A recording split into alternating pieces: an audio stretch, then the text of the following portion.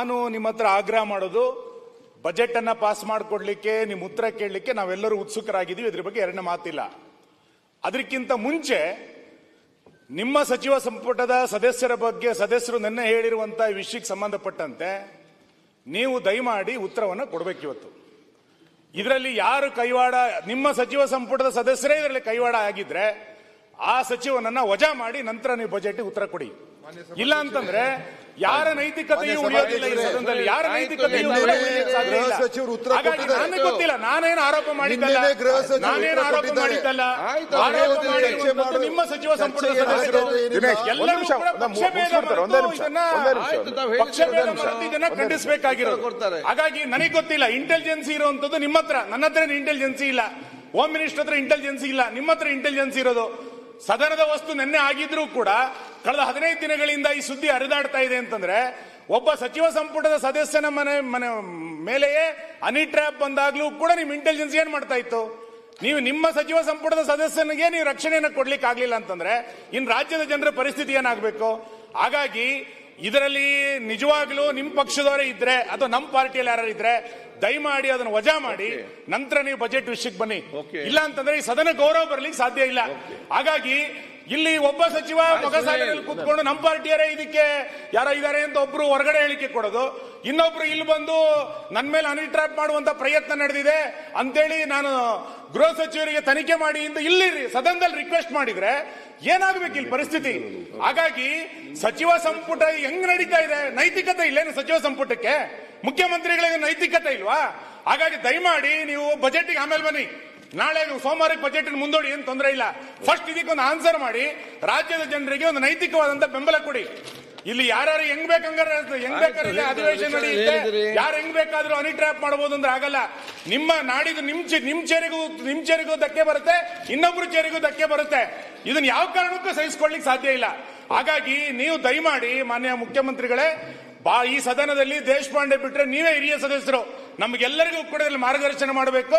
ಈ ಸದನದ ನೈತಿಕತೆಯ ಮೌಲ್ಯವನ್ನ ಎತ್ತಿಡಿಬೇಕು ನೀವು ಇವತ್ತು.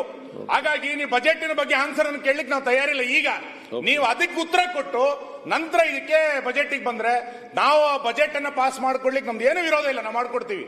ಆದ್ರೆ ಇದಕ್ಕೆ ಉತ್ತರ ಕೊಡಬೇಕು ಅಂತ ನಾನು ಆಗ್ರಹಿಸ್ತೇನೆ. ಸನ್ಮಾನ್ಯ ಅಧ್ಯಕ್ಷರು ಒಂದೇ ನಿಮಿಷ ವಿರೋಧ ಪಕ್ಷದವರು ಒಂದೇ ನಿಮಿಷ ನೋಡಿ, ಒಂದೇ ನಿಮಿಷ ಆಯ್ತು. ನಾನ್ ಮಾತಾಡಕ್ ಅಧಿಕಾರ ಇದೆ. ಏನು ರಾಜಣ್ಣ ಅವ್ರು ಹೇಳಿದ್ರು ಸಭಾಧ್ಯಕ್ಷರೇ, ನೋಡಿ ಅಧ್ಯಕ್ಷರೇ ಸಚಿವರು ಉತ್ತರ ಕೊಟ್ಟಿದ್ದಾರೆ, ಇದ್ರ ತನಿಖೆ ಮಾಡ್ತೀವಿ.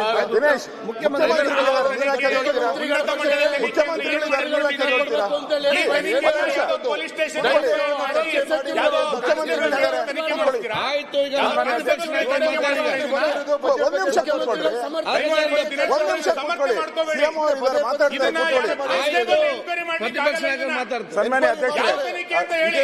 ಸನ್ಮಾನ್ಯ ಅಧ್ಯಕ್ಷರೇ,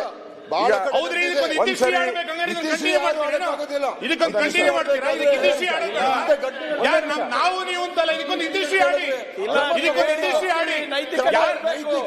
ಯಾರಿಗೆ ರಕ್ಷಣೆಗೆ ಬರಬೇಡ.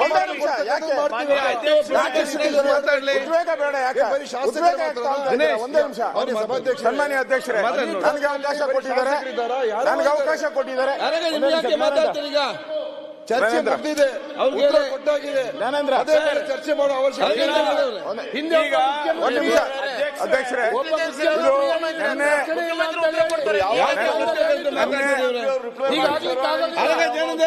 ಮಾತಾಡ್ತೀನಿ ಇವರು ಅಧ್ಯಕ್ಷರೇ, ನಿನ್ನೆ ಮುಖ್ಯಮಂತ್ರಿಗಳ ಜವಾಬ್ದಾರಿ. ಒಂದು ನಿಮಿಷ.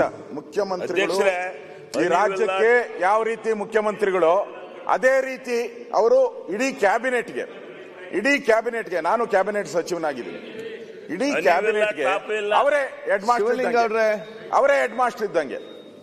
ಆ ಕ್ಯಾಬಿನೆಟ್ ಇಲ್ಲಿರೋ ಅಂತ ಸಚಿವರ ಒಂದು ಜವಾಬ್ದಾರಿ ಮುಖ್ಯಮಂತ್ರಿಗಳ ಮೇಲೆ ಇರ್ತದೆ. ಅವರ ಕಾಪಾಡುವಂಥದ್ದು ಕೂಡ ಮುಖ್ಯಮಂತ್ರಿಗಳ ಜವಾಬ್ದಾರಿ. ಒಬ್ಬ ಮುಖ್ಯಮಂತ್ರಿ, ಒಬ್ಬ ಸಚಿವರು, ರಾಜಣ್ಣ ಅವರು ಒಂದು ರೀತಿ ಅವರು ಆಚೆ ಹೇಳ್ಬೋದಾಯ್ತು.